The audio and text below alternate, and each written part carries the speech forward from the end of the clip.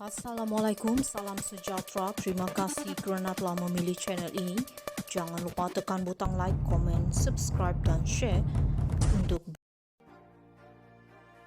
Saya tidak percaya Jolo gunakan duit 1 MDB kerana dia sudah kaya, saksi. Kuala Lumpur, bekas Peguam 1 Malaysia Development Berhad 1 MDB, Jasmine Lu, memberitahu Mahkamah Tinggi hari ini tidak pernah terlintas terlangsung di fikirannya ahli perniagaan dalam buruan Low Tech Joe atau Jolo adalah seorang penipu yang menggunakan dana 1 MDB. Jasmine Lu ketika disoal balas Peguam Tan Sri Muhammad Syafiq Abdullah berkata beliau mempercayai Jolo ketika itu kerana lelaki berkenan seorang ahli perniagaan yang sudah kaya kerana selain memiliki syarikat UBG Berhad, Jolo juga memiliki beberapa perniagaan lain dan berurusan dengan syarikat milik ahli perniagaan Arab. Dalam keterangan sebelum ini, Jasmine berkata beliau pernah bekerja di syarikat UBG dengan gaji bulanan kira-kira RM45,000 termasuk elawan kenderaan, elawan minyak dan elawan perjalanan bermula 1 Januari 2009 hingga April 2011. Menjawab pertanyaan lanjut daripada Muhammad Syafiq sama ada selepas memahami keseluruhan cerita, beliau kini menyedari bahawa Jolo sebenarnya seorang penipu. Jasmine menjawab, saya percaya apa yang saya percaya. Saya tidak percaya beliau melakukannya. Memahami keseluruhan cerita, ia nampak sangat sempurna walaupun ia sebenarnya tidak, katanya.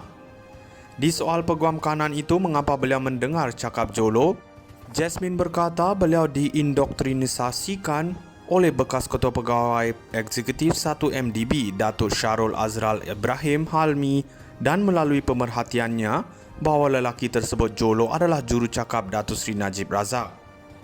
Ditanya lanjut sama ada Jolo sendiri memberitahunya bahawa dia adalah jurucakap Najib, saksi ke-50 pendakwaan itu berkata ya apabila dia beritahu akan bercakap dengan Najib mengenai sesuatu, tidak lama kemudian perkara itu akan berlaku.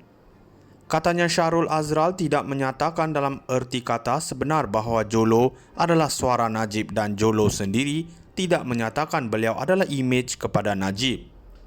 Muhammad Syafiq kemudian mencadangkan bahawa kenyataan itu dianggap sebagai kabar angin dan tiada bukti nyata untuk menyatakan sokongan itu.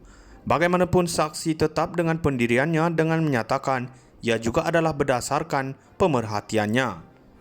Di soal sama ada beliau nampak atau mendengar apa yang Jolo katakan kepada Najib, Jasmine menjawab tidak.